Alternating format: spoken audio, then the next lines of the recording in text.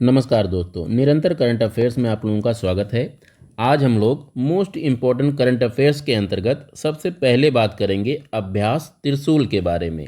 अभ्यास त्रिशूल का आयोजन अरब सागर में भारत सरकार के द्वारा किया जा रहा है, जिसमें भारतीय सेना, नौसेना, वायुसेना, तटरक्षक बल, सीमा सुरक्षा बल और अन्य केंद्रीय एजेंसियां अभ्यास में भाग ले रही हैं। इस अभ्यास का आयोजन 13 नवंबर 2025 तक अरब सागर में किया जाएगा। तो यहाँ से ये फैक्ट इम्पॉर्टेंट है कि अभ्यास त्रिशूल का आयोजन किस महासागर में किया गया है, तो अरब महासागर या अरब सागर आप लोग याद रखिएगा।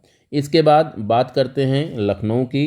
तो लखनऊ को अभी हाल ही में यूनेस्को द्वारा विश्व पाक कला शहर के रूप में घोषित किया गया है। लखनऊ को उसकी समृद्ध खान पान विरासत के सम्मान में यूनेस्को द्वारा पाक कला शहर यानी यूनेस्को सिटी ऑफ गैस्ट्रोनॉमी का दर्जा दिया गया है।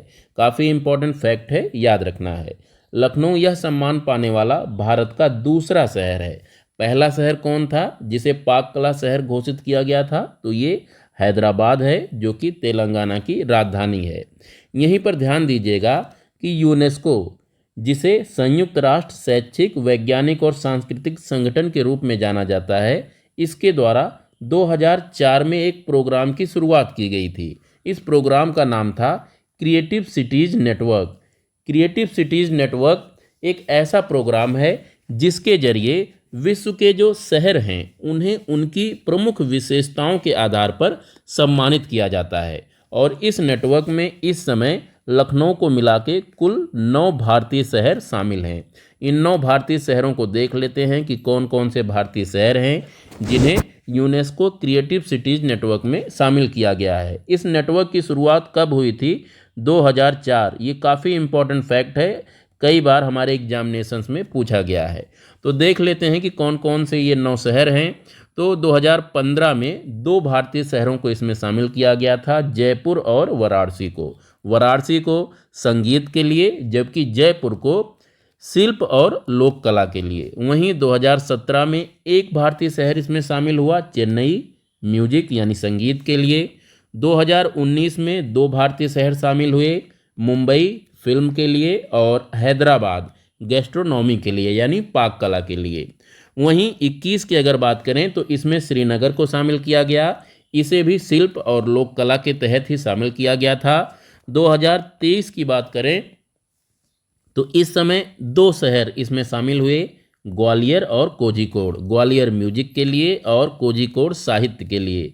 कोझिकोड ये केरल में अवस्थित है, ये भी आप लोग ध्यान दीजिएगा। और अब 2025 में इसमें लखनऊ को भी शामिल किया गया है पाक कला के लिए। ये काफ़ी इम्पॉर्टेंट फैक्ट बन जाता है हमारे यूपी पीसीएस और अन्य एग्जामों के लिए। पाक कला से आप लोगों का मतलब मैं बता देता हूँ कि क्या है। पाक कला का मतलब है खाना बनाने की कला।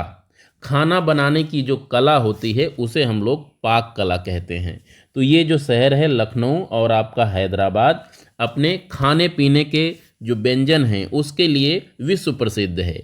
इसी को मान्यता देते हुए यूनेस्को ने इन्हें अपने क्रिएटिव सिटीज़ नेटवर्क में शामिल किया है। इम्पॉर्टेंट फैक्ट है, याद रखिएगा।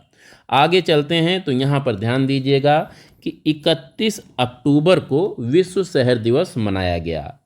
इसकी थीम क्या थी ये हमें याद रखना है।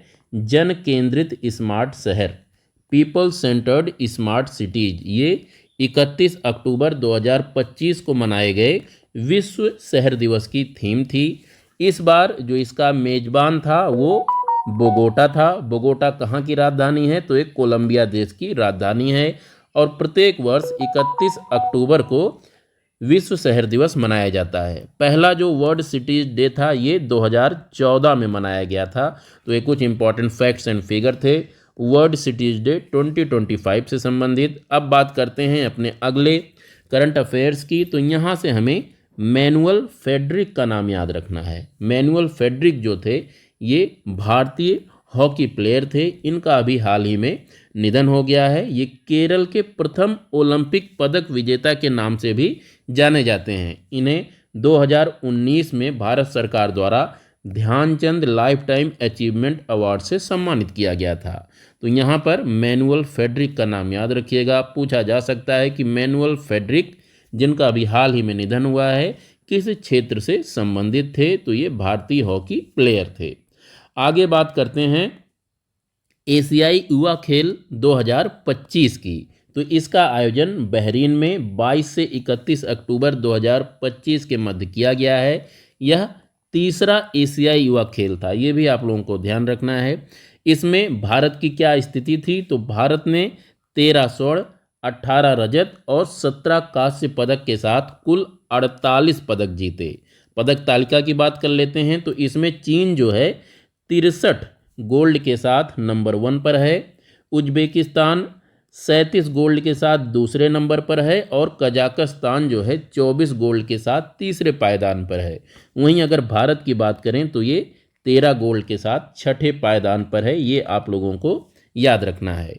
यहीं पर ध्यान दीजिएगा कि इस खेल में यानी तीसरे एशियाई यूथ गेम में जो भारत का पहला पदक था वो हमें कुश्ती की कुरास स्पर्धा में मिला था। और किसने दिलवाया? खुशी ने दिलवाया और ये कांस्य पदक था।